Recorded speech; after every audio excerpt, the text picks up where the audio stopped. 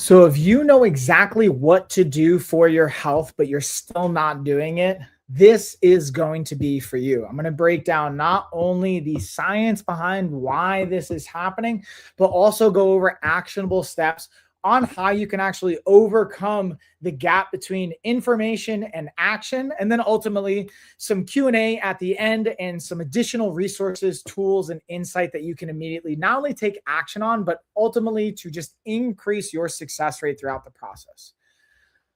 So first, I mentioned the science. If you guys want to see any of the citations for what I'm referencing, this will always be up in the blog post that I put out after our lives. So if you're actually watching this live, there will be a blog post that comes out afterwards each week. You can check that as well. I'll also put it in the show notes. You can join our newsletter, all of that good stuff.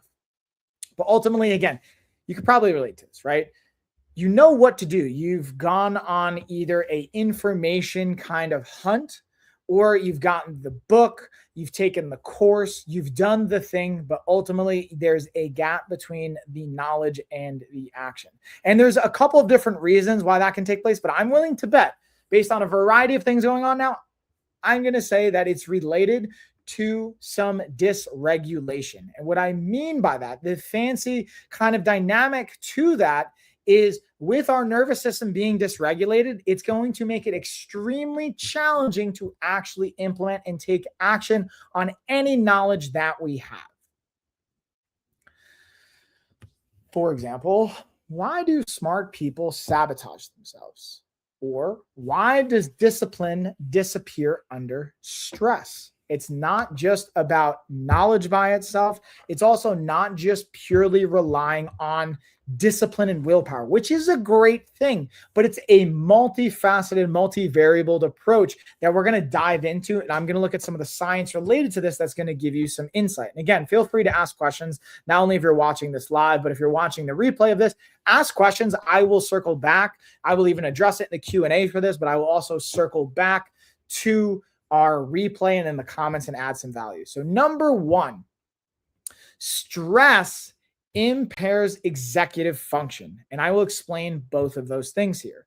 And this is coming from a study done in 2009 from Nature Reviews Neuroscience. And basically what it states is acute stress suppresses prefrontal cortex function. So what does that mean? That's a lot of words I just kind of threw at you. So when we think about prefrontal cortex, this part of our brain that is connected to executive function, to logic, to analytics, to making, again, decisions not influenced by impulse. That's where impulse control can come into play. A lot of this honestly mimics ADHD orientation. Now, it doesn't mean you have ADHD. If this is you, this is just for everybody. But a lot of people with ADHD can relate to a lot of these challenges and struggles. Now, when we increase stress acutely, it will plummet executive function. It will plummet prefrontal cortex function and activation. So if you're already someone with ADHD and having some prefrontal cortex activation issues, or you're someone that has a, let's say, neurotypical brain, but you are feeling stress, this is going to lower it.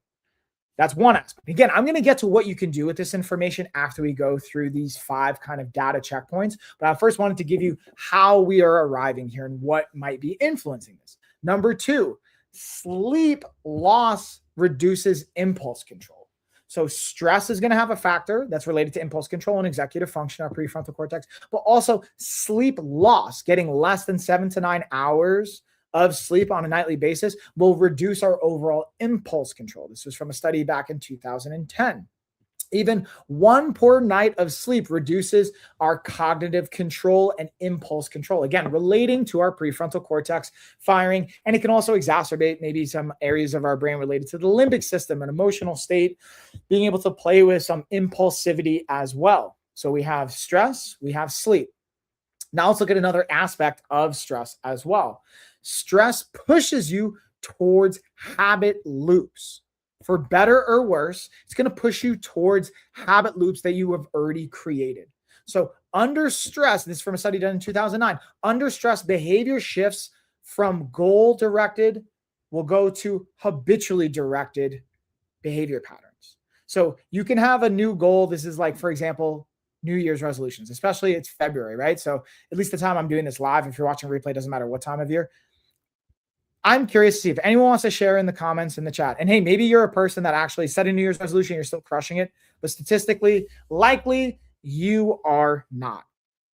And the point of saying that is also, I appreciate the questions here in the chat. I see you. I'll get to you. And simple answers, no, but I got you.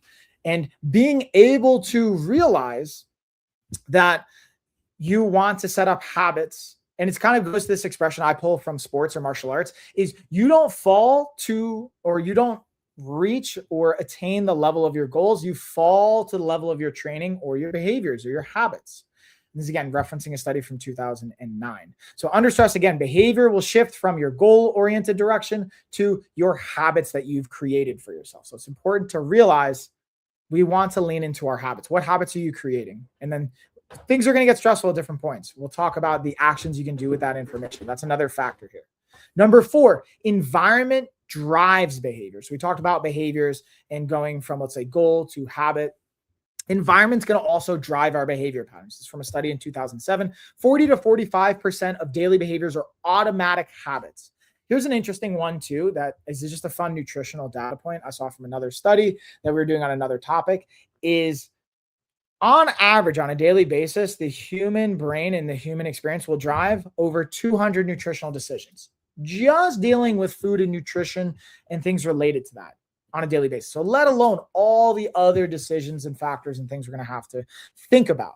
So environment's going to drive our behavior. If we're in a constantly stressful environment, if we're in our normal environment where things are laid out, a variety of things are going to compound on that. So we're going to kind of look at that again as some options for actionable things we can focus on. And last of our data points, number 5, exercise improves executive function. Exercise is going to improve prefrontal cortex activation as well as other areas of our brain, specifically aerobic exercise. And aerobic exercise is also going to increase hippocampal volume and activity as well as improves overall cognition, but it's also going to increase prefrontal cortex activation. And again, this is from a study in 2011 that's referencing this. So if you notice, these are like all studies from the like early to mid 2000s so far, but the data kind of will hold up. And we can always circle back and challenge some things. If you guys ever want to like challenge this data, I'm happy to like hear that out. Also, hello. What's up, everybody on YouTube? I appreciate you saying hey. Again, feel free to drop additional questions. I'll get into them when we have our Q&A. But to recap these 5 data points related to, you know what to do, but you just aren't able to execute. It can be stress related. Stress is going to impair our executive function, which is our analytical, rational portion of our brain that lets us make rational decisions.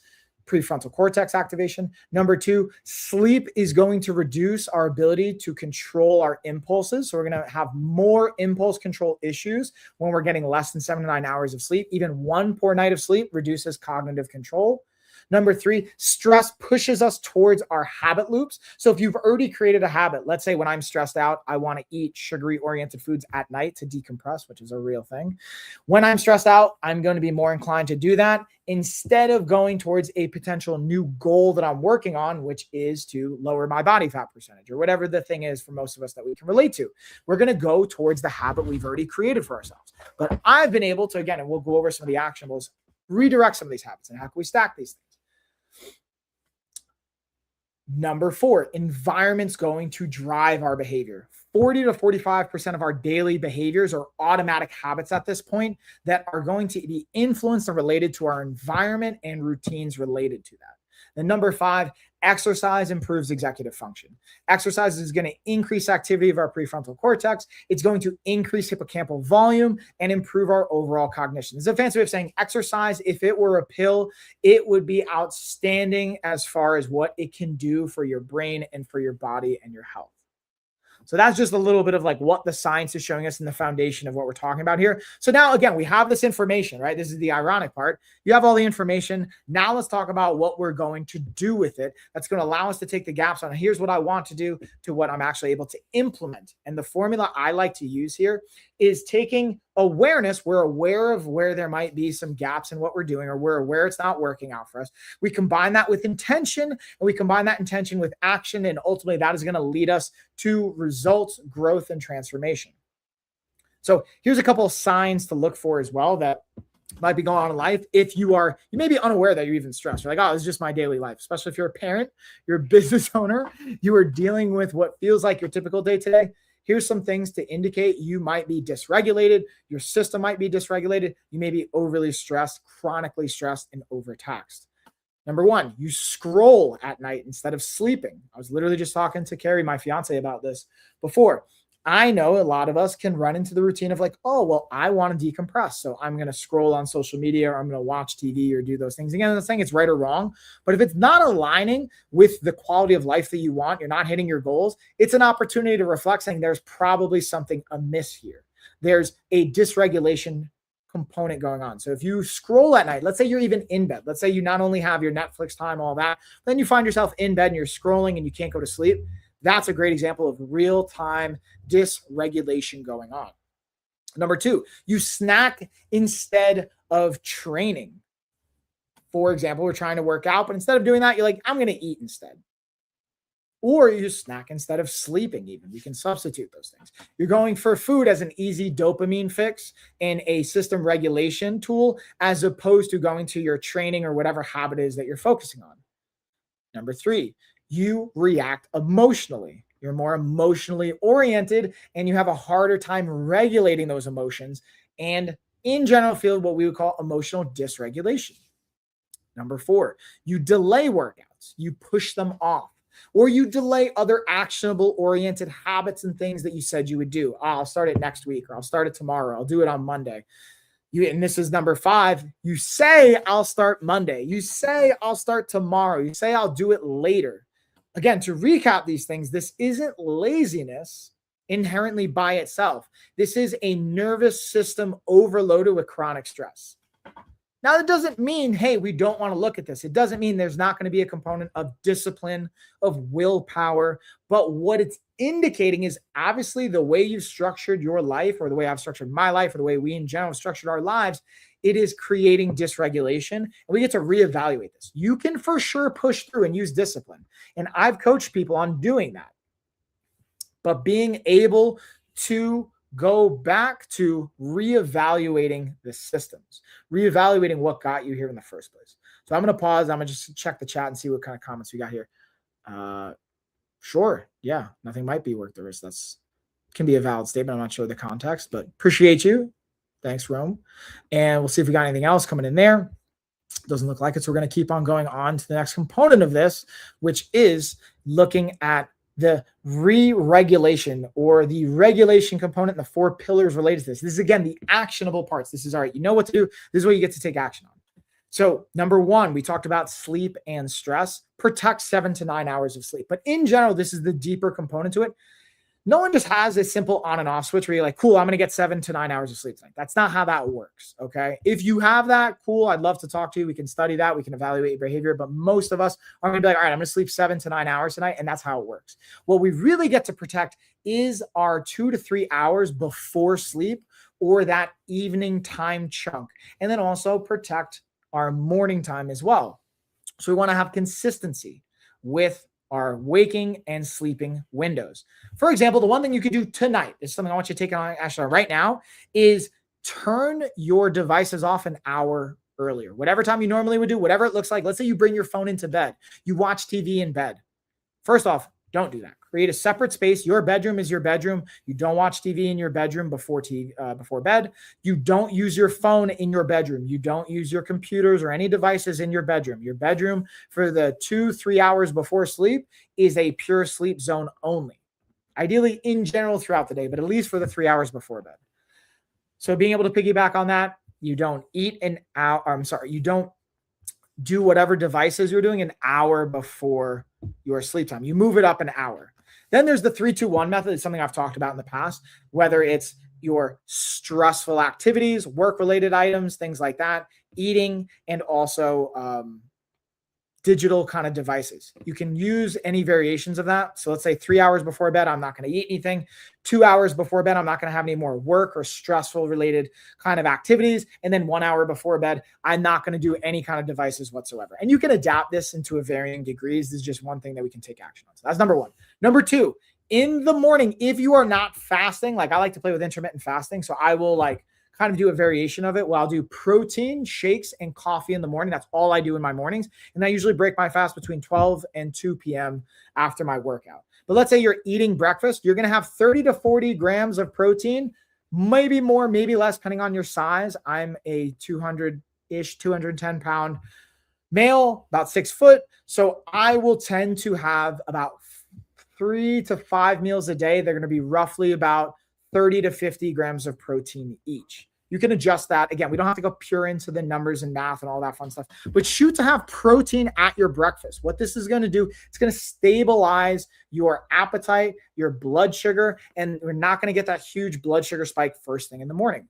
The reason we even care about that is being able to create consistency and sustainability. When we're not spiking our blood sugar first thing in the morning, or in general, you're going to set yourselves up for some regulation in circadian rhythm. You're going to set yourself up for success with your appetite and a variety of other components, even related to like gut health and things like that. We can play with fiber and some other things, but to keep it simple, have protein at your breakfast. And if you're not eating breakfast, make up for that protein. So let's say you do intermittent fasting. You do a 16-8 style where you do 16 hours of fasting, 8 hours of eating, and you don't eat until 2 o'clock.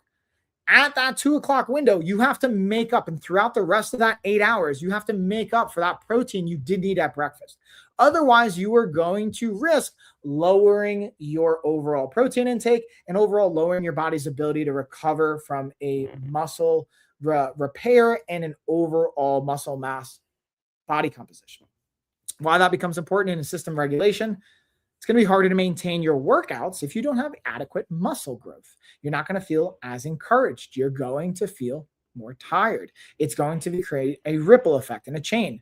So that's why we want to have protein at breakfast and or make up for the protein you're missing at breakfast throughout your day if you're doing intermittent fasting. Number 3, get sunlight and movement. 10 minutes of sunlight and movement within the first 30 minutes of waking in a perfect world. But realistically, I told you in the first hour, that's money. And it doesn't necessarily even have to be outside if you're in dead winter. Like ideally, yes, it's outside. But if you can have a sunroom in your house or a room with a lot of windows, be able to get in front of that, get some sunlight, open up the blinds, and then just walk around. Like it's February right now. It's actually like 50 something, maybe 60 degrees where I'm at. But let's say it was cold. It was like 5 degrees a couple of weeks ago. I would say, okay, I'm not going outside except to shovel, not getting a bunch of sunlight per se. I'm going to have the windows open. I'm going to walk in front of the windows. And I'm just going to walk for 10 minutes in front of the windows, do a little bit of calisthenics or some movement, some shadow boxing, whatever that looks like. But getting 10 minutes of sunlight and movement within the first 30 to 60 minutes of waking up, this is going to improve your dopamine to start the day, which is our motivation signal. It's our reward neurotransmitter and our motivation neurotransmitter. It's also going to help impact your circadian rhythm, your serotonin levels, your vitamin D. It's going to impact your testosterone. It has a huge chain reaction that's going to be really impactful here. Number 4, breath work. 5 minutes of breathing before reacting is absolutely money. But 5 minutes before breathing can feel so overwhelmingly out of the picture. We start with what's possible. And I invite people to start with 30 seconds. And being able to do that will downregulate our sympathetic nervous system, which is our fight or flight state. So if you're worked up, if you're emotional, you're going to get into your sympathetic state more than likely, which is not the place we're going to be for making rational decisions. In that sympathetic state, you're going to be more potentially illogical, emotional, and impulsive. So being able to slow our breathing down for 30 seconds, ideally for 5 minutes, is where it's going to have a massive impact, and be able to transition into our parasympathetic state, our rest and digest state, where we're going to be a little bit more clear-headed. We're going to be a little bit more impactful and be able to be a little bit calmer. What's going on, Kragan? Hey, it's going good. We're getting into the deets here. How you doing? Again, feel free to ask questions, guys, as we're going through this. Don't mind as I randomly will tag into the chat and say hey to everybody. So to recap those things, these are the actionable pieces you could do right now, today, to have an impact, to bridge the gap from your knowledge of your health and what you want to get done to actually implementing and creating new regulation-oriented habits. 1, protect your sleep like it is your job. It is the most important thing you can do. Prioritize your sleep. That's been something that I get to continuously refocus on, especially having kids, between traveling. We just got back from our retreat. It's impacting that. Being able to manage having a 10-month-old, being able to manage having a partner, having kids, they got to get to school, all these co-parenting. We have half of the kids in the house, half of the week. And then we have the other half of the week where we just have hope. So being able to regulate our routine. So having some consistency. I'll be honest. I'll give you guys a perfect example. When I have my 2 older daughters or 3 older daughters combined with my stepdaughter as well, I wake up usually around 5:45 in the morning to bring them to school. So half the time, half the week, I'm waking up at 5:45 on Thursday, Friday, and Monday morning to bring them to school if I have them that weekend. If not, it's Thursday and Friday mornings. And then the rest of the week, I'm usually waking up around 7 to 8 o'clock, which is a bit of a gap, right? And that's because I'm really grateful, Carrie. And this is an opportunity. I'll be honest, the reason I do that is I will change my windows because when I don't have the kids, I stay up a little bit later. I get a little bit more productivity done. I push like right now, if I had the kids, I wouldn't be doing this live stream. I even have a coaching call after this. I wouldn't be doing these things. The point of saying this is I do even have a rhythm. I have similar sleep and wake times depending on what stage of the week it's at. Now, it's not going to be every single day, but it's a weekly routine that looks consistent. And maybe it's a monthly routine that looks consistent. It's going to vary. Maybe it's a seasonal routine that looks consistent for you, but it's finding consistency in that. The next piece is being able to have protein at breakfast. For me, I drink coffee first thing in the morning. I have a little coffee station right over here over my shoulder. I have my protein shakes pre-made, or we'll have powders. Shout out to PES Science. That's not even a sponsored plug. They did sponsor our retreat. I'm just giving them some love for taking care of us, but I'm fortunate. I have a bunch of companies that'll send me out protein. PES is one of them that has in the past. And whether I'll pay for my protein shakes, like Pure Protein's one I literally pay for right now, the pre-made shakes. PES actually sent us some. We drank them all on the retreat, so I'm gonna have to get some more from them. The point is, I will have protein with my coffee. That's how I get my protein in the morning. And then I break my fast after my workout, usually around 12 to 2 o'clock, depending on how the day is going and what's going on from there. So for you, if you don't want to do intermittent fasting, get protein in the morning. 30 to 40 grams of protein can be nice food, anywhere from 20 to 40 grams. Again, if you're not sure how much to eat, talk to me, someone on our team, reach out to LOF. You can get on a free call. You can go to our website. We'll take care of you. And now more than ever, you're even able to leverage insurance where it may not even cost you anything. You can leverage your insurance, your HSA, your FSA. We have a variety of really cool options. Point is, get your protein in. If you're not certain, talk to someone. If you are not doing breakfast, make up for that protein throughout your day. Whenever you break your fast, if you're not going to do a protein shake with your coffee or something like that, make up for the protein you're not getting in that meal if you're skipping it. It's going to help stabilize your blood sugar. It's going to help repair and continuously grow the muscle that you want, the lean body mass. It's going to help with a variety of things. Number 3, within the first 30 to 60 minutes of waking up, have 10 minutes of sunlight and movement. If it's dead winter and you don't have access to outdoor sunlight, use windows like what I have behind me. Get out in front of that sun. If, let's say, you live in Alaska or somewhere where you're like, you know what, I've got like 4 hours of sunlight throughout the day, you can get artificial light. It's not the best thing. There's things even on Amazon. I realize now in hindsight, I should have probably added that to my carousel because I actually have some light therapy, some things like SAD, seasonal affective depression disorder lights, and things you can get like circadian rhythm lights you can get as well. I'll have to add that when we do the blog post. If you're listening to the podcast, you're listening to this like repurposed, not live, I'll add that into the mix. But you can even, again, go on Amazon if you guys are watching this live on Amazon. I don't have that, but you can even go to like some of our supplements, like vitamin D is a great one, magnesium. They'll help with those components, but you can get like, again, a light therapy oriented thing. And lastly, breath work. Ideally 5 minutes before reacting. I have this again, access point. I say at least start with 30 seconds. 30 seconds, breathe. It's the pause, breathe, and then reassess technique. And it's something I invite for all my ADHD clients, but also for all the clients my team and I work with as well. We leverage this approach, whether you have ADHD or not, to pause before you emotionally respond, take a breath or multiple. And a pro tip I will just tell you, because ironically, I'm seeing Carrie walk out of the bedroom, and Carrie will tell me when I'm emotionally dysregulated, I need you to breathe right now. Here's a pro tip. Don't tell someone to breathe. You as the individual need to like get that for yourself. Otherwise, it's not going to necessarily work. It's going to be more emotionally triggering from my experience. So have visual cues to breathe. Be able to have a system, or what I've worked with people, I have my watch. My watch is actually a helpful prompt to get steps in, to also breathe. But make sure you're breathing, even if it's for 30 seconds, ideally 5 minutes, to regulate from a fight or flight state to a rest and digest state. It'll help regulate your nervous system so you're not as emotionally worked up, not as impulsive to make irrational decisions, like eating an entire bag of Reese's or eating whatever, or not going to the gym, or saying something unkind to someone you're going to regret later. These are the things that showcase in a dysregulated system that ultimately impact why, when we ask the question, why do I know what to do? I just ultimately don't. Your emotionally dysregulated system and you're overly stressed. So this is another actionable. So to recap all four of those things, first, protect your sleep like it's your job. Like you are getting paid $1 million a year to sleep 7 to 9 hours a night. So that means, again, you don't have control of how many hours you sleep, but protect, hey, what is my intake of whether it's social media? Like I personally don't bring my phone into the bedroom. I just don't let my phone in my bedroom. I'll still watch TV. I'll still read. I'll do certain things. But if I have a hard time sleeping, I'll find journaling, reading becomes helpful. Not using the TV. Maybe using the foot massager that I can hear that Carrie's putting on right now from Montrax. They're actually a great brand. We really enjoy them. Carrie's probably going to put out some videos on them because it's literally, I don't want to put words in your mouth, Carrie, but you're saying it's literally been like a massively impactful thing for you, right? So it's changed her life. So being able to, that's how I know I got a good Christmas gift, was shout out to me. The point is having these checkpoints to protect. So protect sleep like it's your job. You're getting paid $1 million an hour to sleep 7 to 9 hours per night. You would figure it out. I believe in you. So treat yourself to that and you'll have an impact on your nervous system. Number 2, protein at breakfast, 30 to 40 grams of protein at breakfast, maybe more, maybe less, depending on how big or small you are.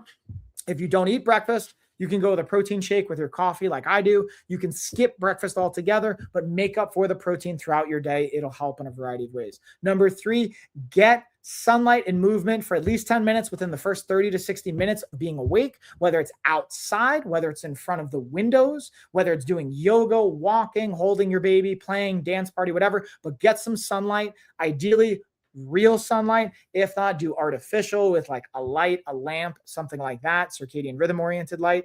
And then lastly, focus on your breath. When you're emotionally dysregulated, breathe. I find it helpful to like close my eyes. I look up, I put my tongue also on the base of my mouth. That helps stimulate the vagus nerve and the vagal nervous system, or the vagus nerve pathway, to help get into parasympathetic state and to calm our system down and help with breathing. So that's the actionable pieces that you can take away from this. If you could take one thing away, the one thing I want to offer you guys, this is the last like action piece, is pick one of these things. Pick one of those 4 to take action on today. Whenever you're watching this, do it right now and implement it. Implement it until it feels hardwired, until you couldn't not do it. If you tried, you had to intentionally not try and do it. That's the one thing. Because think about it, people want to do like, oh, I'm going to do all these things all at once. I'm going to drink more water. I'm going to eat less sugar. I'm going to get more sleep. I'm going to exercise more. I'm going to stretch more. I'm also going to journal. I'm going to read. That's like a million things to do. You're going to fail at all of them. Statistically, you're going to fail. If you pick one thing and you execute it for the next month, the next 2 months, and you did that again for the entire year, you would be way more successful. And you probably have 3 to 5 really dialed in strong habits at the end of the year that you could have the rest of your potentially life that will set you up for success. So instead of trying to do all of these over the next 100 days, do one of these over the next 30, 60, 100 days, and then do that again until you get all of them dialed in, until you get all 4 of these dialed in. And then it'll have a chain reaction from there. So this is where I'm going to pause for a second. I'm going to check the questions. I'm also going to drop a couple of fun facts in here that I think are just interesting that we'll recap. And then I'll talk about some of the products that I think could be related to this. And then if there's any questions, we'll get into it. And if not, actually might take a couple of extra minutes here, wrap this up early and get prepared for my last coaching call of the evening, and maybe even do a little foot massage with Carrie over there. That could be a fun little, I'm thinking about when we have a shed being delivered on Friday, which you guys are going to see a new background. The reason I bring this up is you're going to see a change in content scenery. We're going to bring the coach's corner hopefully back. We'll have a dedicated space where I'll always be creating my content, so you guys can see that kind of like scenery again and be able to have a little like recovery station in there. Maybe we'll have a foot massage out there, some other things as well. But let's drop some fun facts here for a hot second.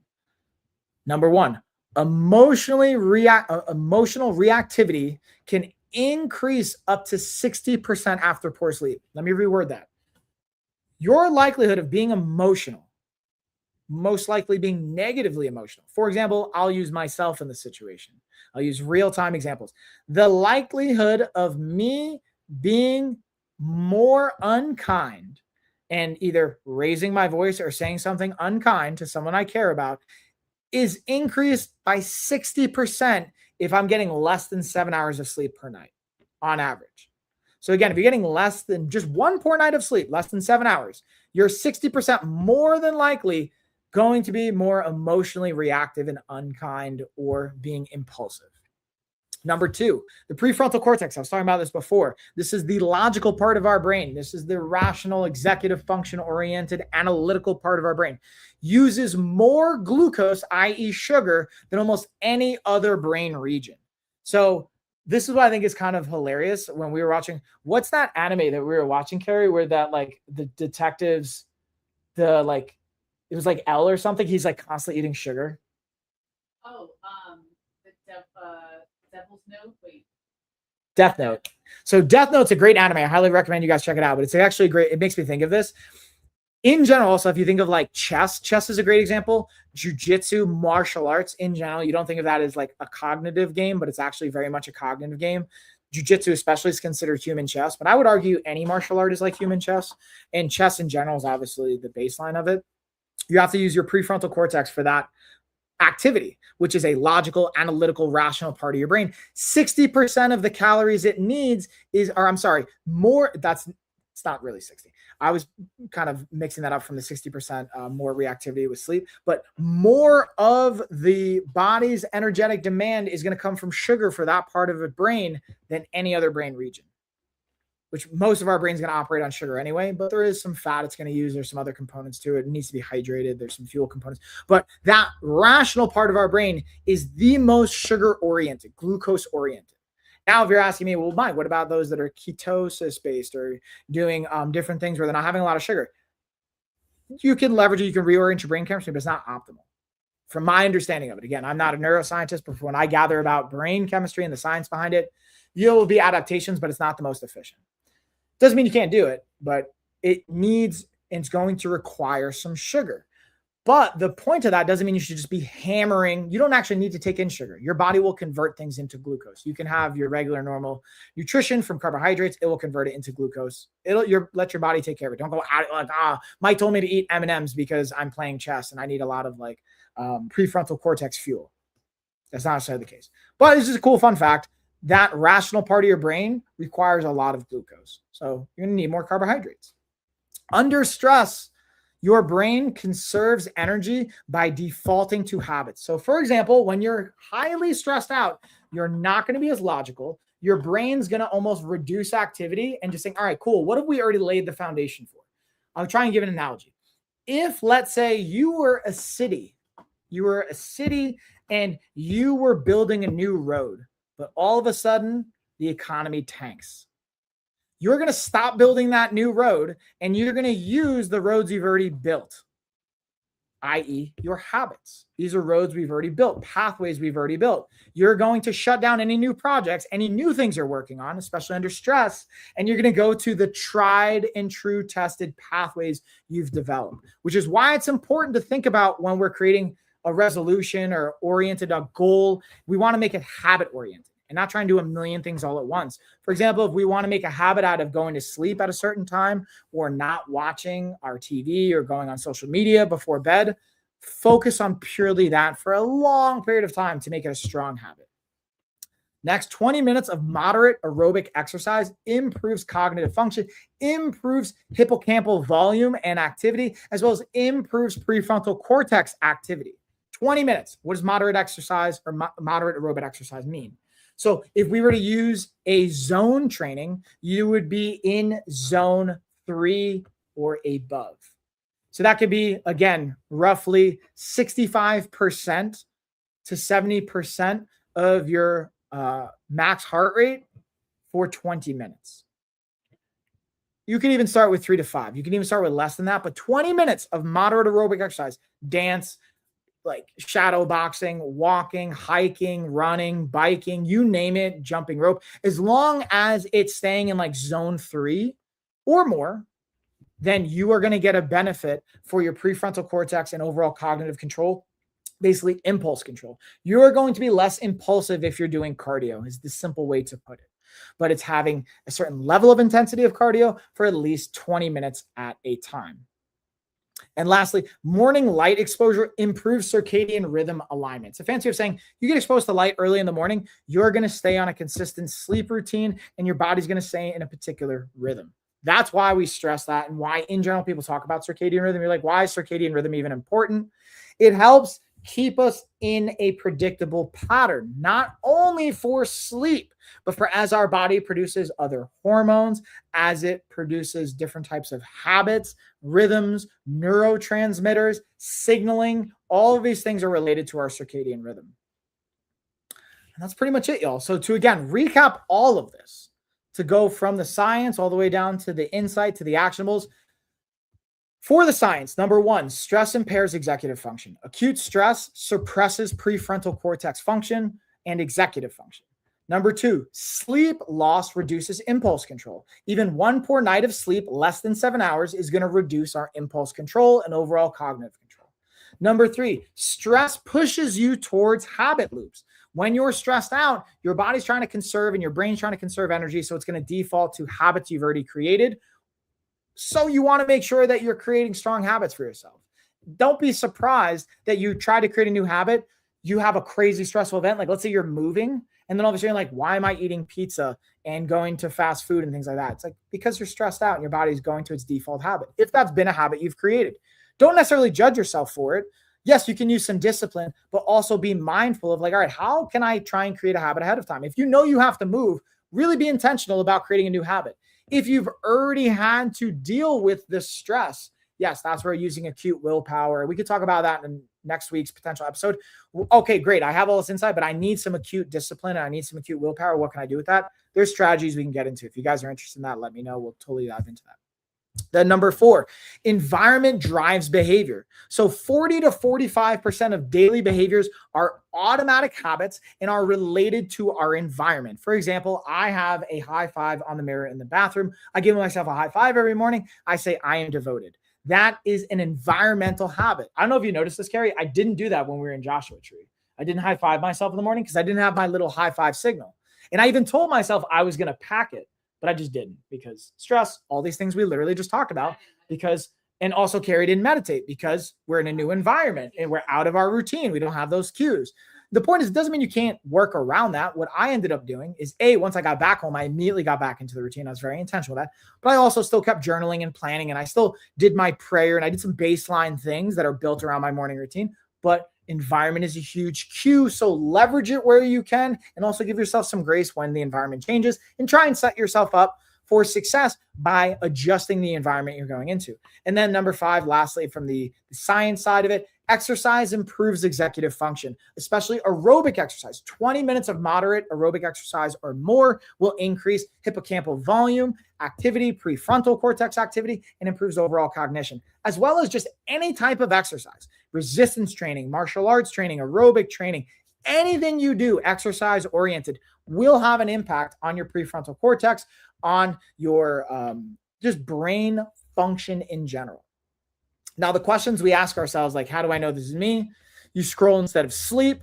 You snack instead of training. You react emotionally more than you would like. You delay workouts. You say, I'll start Monday. Again, this is not laziness by itself inherently. This is a nervous system overloaded or dysregulated. That's how I knew, like last week, I was very intentional when I got back to like decompress for a week, because I was feeling myself being more emotionally like dysregulated. And I was like, I can feel the stress and I can feel all these things. Even though I was working out, I wasn't necessarily snacking instead of training. I could just feel the emotionality through it all. And feeling like, oh, you know what? I'm going to, like, instead of doing these tasks, I'm going to do it Monday when I'm like, yeah, this is a good example of like my system's overloaded. I need to regulate my nervous system before I can get anything. And now today, like, I've been super productive. Even yesterday, super productive. So I can see from regulating my nervous system, I've been able to get back into that groove. And it's important to notice that. So again, the actionables, number one, protect sleep, protect 7 to 9 hours of sleep. Like it's your job, like you're being paid millions of dollars a year to be able to do that. And again, you can't control your sleep, but you can control the routines around your sleep and wake times. Focus on the 3 to 1 hours before bed and the 1 hour after you wake up. Like you're getting paid millions of dollars. Number two, have protein at breakfast. 30 to 40 grams is ideal. You can always adjust it more or less if you're not clear. Again, talk to someone here on the team. You can schedule a free call with us. We'll take care of you and give you some insight. We can even get coaching if you need that. You could just look it up. There's so many formulas. Even on our app, we have a free formula we share with you, how you know what protein to take in. And number 3, getting sunlight and movement. We're talking about the first hour of waking up as part of your routine. Getting 10 minutes of sunlight and movement within the first 30 to 60 minutes of waking up. It's going to improve your dopamine, your serotonin, all that good stuff. Yeah, Nina, what's up? Nina says, hey, by the way. Yeah, it was a great time in Joshua Tree. And then from a breath work perspective, number 4, focus on your breath. 30 seconds as a baseline, 5 minutes if you have the bandwidth and the capability to do it. It's going to help regulate your nervous system. The technique I will echo here is, again, pause, breathe, assess. Hope is not using that. She's freaking out. I hope literally just heard me talking to that, I'm guessing. But again, pause, breathe, and then assess what you want to do. When you breathe first, you regulate your nervous system. You're more likely to make a less than impulse-oriented decision. You're going to be more rational, logical. And then again, lastly, for this, just pick one of these things. Pick one of these things to focus on right now, whether it's your sleep, whether it's your protein, whether it's your breath, and just pick one of these things and be able to build a system and a habit around it. That small adjustment will compound over time for a massive transformation.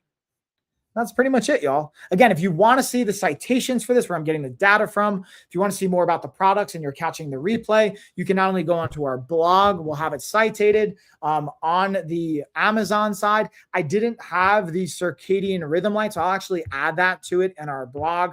You can, again, just go on and search it. On TikTok as well, I'll kind of add it into our shop and our storefront, but I will add that in. I do have some recommendations on my ideas list. If you just go to my storefront homepage, you can just look up light or circadian rhythm or circadian light or anything like that, and it'll have a couple of the products I've used in the past that I do like here. And again, feel free to just ask questions. We're finishing up the live, but if you go on the replay, wherever you're watching this, drop questions. I always love hearing from you guys. Also, thank you to Nina for dropping by, saying hey, for Kraken, for Romeo, bruh, and Peter. Regardless, whatever you guys are asking or just saying hey, I appreciate it. If you're not already, please follow, subscribe, all that good stuff. But I'm going to go charge my laptop, get ready for my last call for the evening, and then actually implement some of these things. This is literally like the next hour is going to be my last hour of work stuff before I start to transition. And then I'm going to have my last meal for the evening, and then we'll start to wind things down. So I'm literally going to implement the sleep thing is the biggest thing I focus on. I know when my sleep's dialed in, the rest of my life tends to be really, really aligned and smooth. It's not always perfect, but that's where it's at. So thank you, everybody. Hopefully this is valuable for you. And again, if you even have requests on topics, you can go to our website and you can go to lifestyleoffitness.com. We even have an area you can vote on topics. We were giving away a $50 gift card. I think I'm going to bring that back. Shout out to our winners. We had some winners for the $50 gift card. We even had a $70 gift card we gave away when we had 700 subscribers on YouTube. I'll have to do a $100 gift card when we hit 1,000 subscribers. So if you want to help get us there, follow us on YouTube. Also, lastly, really quick, we just launched our new Instagram account, The Lifestyle Experience on Instagram. If you guys want to give that a follow, I'd really appreciate it. It's basically going to be all of our retreats, all of our pop-up events for the Lifestyle Experience. It's bringing our coaching and everything together and all our collaborations. It's really exciting what we're working on with that. That is pretty much it, y'all. I will see y'all in the next one. And also just a quick shout out to Funky Junk for hooking me up with this girl's dad hat. I kept it backwards the whole time because the lighting, I think it would be a little bit better, but I don't know. I like the vibes. I like the look, but later, everybody. See y'all in the next one.